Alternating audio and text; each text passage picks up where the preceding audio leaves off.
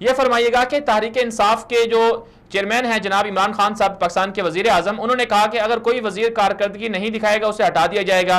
तो इमरान खान साहब का ये कहना तो बहुत अच्छी बात है, लेकिन अपोजिशन हमेशा शोर शराबा करती है और इसके जवाब में तहरीक इंसाफ ये कहती है कि शायद अपोजिशन इसलिए ये कर रही है कि उनके खिलाफ करप्शन के केसेस चल रहे हैं, उन कार्रवाइयों को रुकाने के लिए। फिर बिलावल भुट्टो और पीपल्स पार्टी तनकीद कर रही है तहरीक इंसाफ पर कि वो फेल हो गई। तो आप क्या समझते हैं कि तहरीक इंसाफ कामयाब जा रही है या फिर अपोजिशन की बातें दुरुस्त हैं?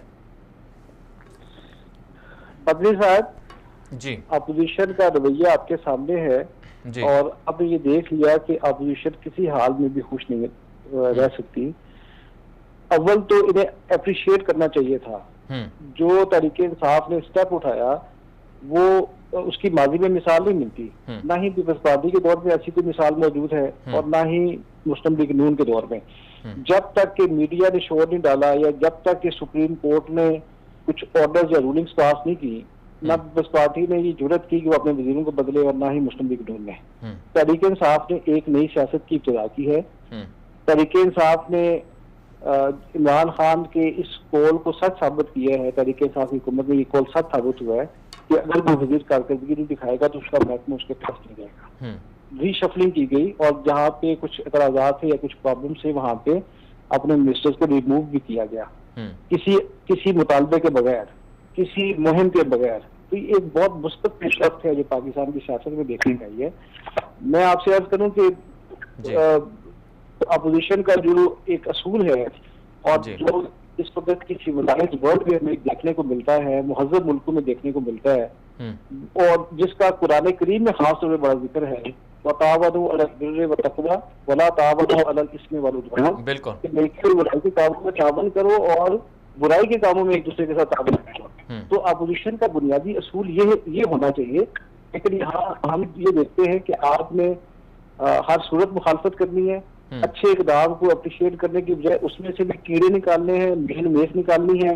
और आप देख लीजिए अच्छे इक़दाम मुस्लिम लीग नून और पीपल्स पार्टी की लीडरशिप ने लिया है। तो ये इनकी आपके सामने, और ये पाकिस्तान के ऊपर आपको पता है कि कितना अरसे से ये हुकूमत करते आ रहे हैं जी। और इनके अदवार आपके सामने है। पीपल्स पार्टी इस वक्त तीसरा दौर पीपल्स पार्टी सिंध में तीसरी मरतबा इक़्तिदार में आई है। बिल्कुल। और सिंध के अवाम का जो हाल है वो आपके सामने है। सिंध के अंदर ये सूरत हाल थी कि पिछले इनके दौर में एक साहब लाड़काना से वो चले गए हाई कोर्ट में और उन्होंने कहा, वहां पे दावा किया कि वो लाड़काना का बजट खा गए। 90 अरब रुपए का बजट इन्होंने लाड़काना का था और हालत ये थी कि लाड़काना में सड़कें अटी पड़ी थी गर्द से, गटर उबल रहे थे और नाकस बिल्कुल शहर जो है वो इनकी नाकामी का मुंह बोलता सबूत था। और मैं आपसे अर्ज करूं वजीर साहब, जज साहब ने जब ये केस की समाअत हुई तो जज साहब ने इस पे तबसरा करते हुए कहा कि डाइन भी जो है वो 7 घर छोड़ देती है, आप तो लाड़काना का बजट खा गए। तो ये इनकी हालत थी। और अभी देखिए आप ये किस तरह डटाई के साथ अपने माजी को यकसर फरामोश करते हुए, भूलते हुए किस डटाई के साथ ये तहरीक इंसाफ की क़यादत पे इल्जाम आयद करते हैं और एक सोचे समझे मंसूबे। बिल्कुल मुसर्रिफ साहब, इनके खिलाफ जिस तरह से कार्रवाइयां चल रही हैं वो तो बिल्कुल ठीक है कि करप्शन के खिलाफ जो एक मुहिम है तहरीक इंसाफ की वो चल रही है। तो आपके ख्याल में जिस तरह से 18वीं तरमीम दरमियान में हायल हो जाती है कि सिंध की आवाम को जो सहूलियात मिलनी चाहिए थी वो नहीं मिल रही और इनके जो ऐसे फैसले हैं जिससे आवाम को और पाकिस्तान को नुकसान हो रहा है, तो उन फैसलों के खिलाफ तहरीक इंसाफ या वफाक कोई एक्शन नहीं ले सकता, 18वीं तरमीम दरमियान में हायल हो जाती है। तो आपके ख्याल में 18वीं तरमीम के बारे में भी सोचा जा रहा है, उसे ख़त्म किया जाए और साथ में सदारती निज़ाम की भी बातें हो रही हैं। तो चूँकि आप तहरीक इंसाफ से ताल्लुक़ रखते हैं तो अंदर की क्या खबर है, क्या हो रहा है? देखिए इस वक्त कोई ऐसी बाकायदा बाज़ाब्ता को लेजिस्लेशन ऐसी सामने नहीं है। लेकिन मैं आपसे अर्ज करूं कि एक सोच जरूर ये मौजूद है और सोच ये पाई जाती है कि 18वीं आईनी तरमीम ने फेडरेशन को बहुत कमजोर कर दिया है। 18वीं आईनी तरमीम के बाद सूबे बहुत बाख्तियार हो गए और उसकी आपको एक झलक ये है कि सूबे फिर वफाक का कंट्रोल ना होने के बराबर है और उसमें जो शोबाजात जो वफाक इस पे कुछ काम कर सकता है तो सूबों के पास होने की वजह से हेल्थ मिनिस्ट्री की हालत ऐसे है, तालीम का शोबा ऐसा है, ठीक है। तो ये कोई मुकद्दस दस्तावेज नहीं है 18वीं आईनी तरमीम। देखिए हम डेवोल्यूशन ऑफ पावर के हामी हैं। तहरीक इंसाफ ने केपी के अंदर जो लोकल गवर्नमेंट की पॉलिसी मुतारफ करवाई, लोकल गवर्नमेंट के जो निज़ाम वहां पे दिया, वो इस बात का मुंह बोलता सबूत है कि Tehreek Insaf devolution of power पे यकीन रखती है। तहरीक इंसाफ इख्तियारात की लामरकजियत को तस्लीम करती है और नीचे तक इख्तियार को लेकर आना चाहती है। और इस सिलसिले में सूबे जो है उनके पास भी इख्तियारात को वो छोड़ना चाहती है, लेकिन माजरत के साथ पंजाब और सिंध के अंदर इन लोगों ने 18वीं आईनी तरमीम को मिस यूज किया।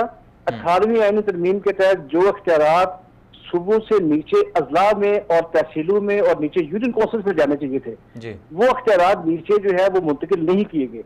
सूबे खुद उसके ऊपर जो है वो उन इख्तियारात के ऊपर बैठ गए और जो डेवोल्यूशन ऑफ पावर का जो बुनियादी तस्वर था उसकी उन्होंने नफी कर दी।